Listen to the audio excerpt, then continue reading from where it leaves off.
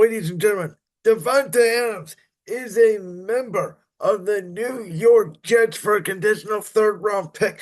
A couple weeks ago on a Friday, I came on here on Brandon's World and I said I believe Davante Adams will be a New York Jet. And that was even before the team fired Robert Saleh. And as you will hear me talk about in my NFL Week 6 recap, this is Aaron Rodgers' team now, and it has not become more clear. This is the Green Bay Packers, Aaron Rodgers in the AFC.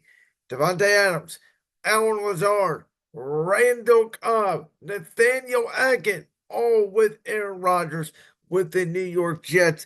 Again, for a conditional third round pick, based on performance, could be a second round pick. Story from both sides here.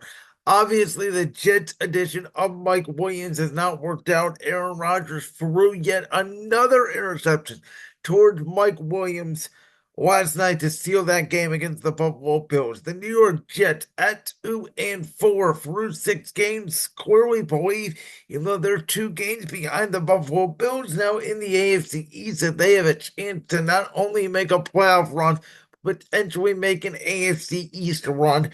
They believe that starts week 7 here against the Pittsburgh Steelers. And what's so funny to me about this Jet situation about Davante Adams is on the Davante Adams side. Davante Adams left Green Bay because he didn't know if Aaron Rodgers was going to stay there long term. He goes to Las Vegas to play with his best friend, his college roommate at Fresno State, Derek Carr. That's a disaster. The Raiders fired Josh McDaniels midway through last season. Aiden O'Connell is the quarterback. Antonio Pierce is the coach. They win games. Players like Max Crosby, players like Davante Adams reach for Antonio Pierce to be the new head coach. Antonio Pierce gets the job. And what happens? The Raiders are a dysfunctional mess. Davante Adams is already out. Max Crosby may be out. The Raiders, to me, are a disaster in waiting. They are going to be getting a quarterback in this year's draft, which they should have done in last year's draft. On the Jets' perspective, now you add Davante Adams, you add Garrett Wilson, you still have Mike Williams, who went healthy, is one of the best vertical threats down the field. The New York Jets offense may be the best wide receiver trio in the National Football League. You add on top of that Brees Hall at running back. So Aaron Rodgers, and now with Tyron Smith at left tackle, they're going to get Morgan Moses back in a couple weeks at right tackle. This offense is loaded. And again, we'll see how Todd Downing does with the play calling. They did use a little more motion last night. Defensively, though, Jeff Ulbrich, he is the new, obviously, interim head coach. He is the defensive coordinator. That defense was phenomenal under Saleh with Ulbrich calling the plays. Last night, it was probably the worst Jets defensive performance in a long time.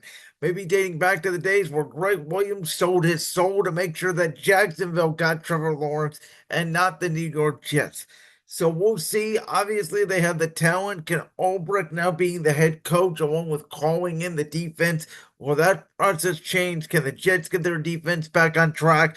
But all of a sudden, Davante Adams, whose team last week played the Pittsburgh Steelers, now could be on the field potentially. That hamstring is ready to go, like reports say it could be for the New York Jets this Sunday night against the Pittsburgh Steelers. Can't wait. This is clearly Aaron Rodgers' team now, as I already mentioned. If the Jets fail this season, this will all be on Rodgers. And the funny thing for the Jets is, this is S-Bob, as the great Chris Bouchard at First Things First would say. This is Super Bowl or bust. The New York Jets don't win the Super Bowl in the next year or two. Not only is Aaron Rodgers going to be gone, because I'm sorry, he's not going to play another 2 more years. He's not in the physical shape that Brady is. But Randall Cobb will be gone. Allen Lazard will be gone. Nathaniel Hackett will be gone. And I can promise you Davante Adams will be gone because Davante Adams wants to reunite with Aaron Rodgers.